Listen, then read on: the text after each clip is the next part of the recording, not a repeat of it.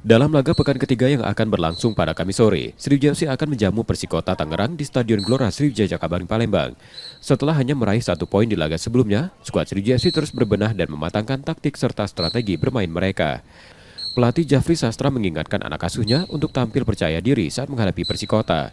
Meski berstatus tuan rumah, Jafri mengingatkan agar tim tetap waspada terhadap permainan lawan, karena Persikota dinilai mampu merepotkan skuad Sriwijaya FC. Tim semua tim Liga 2 khususnya berada di grup A ini punya kekuatan yang rata karena ini baru pertandingan ketiga. Banyak sekali tim yang sangat menonjol. Sekarang musim baru kita lihat, tapi bagaimanapun siapapun yang kita lawan, khususnya besar Persikota, tentu mereka sudah punya persiapan khusus untuk datang ke sini yang harus kita antisipasi.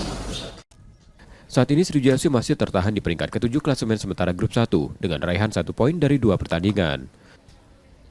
Nur Muhammad, Kompas TV, Palembang, Sumatera Selatan.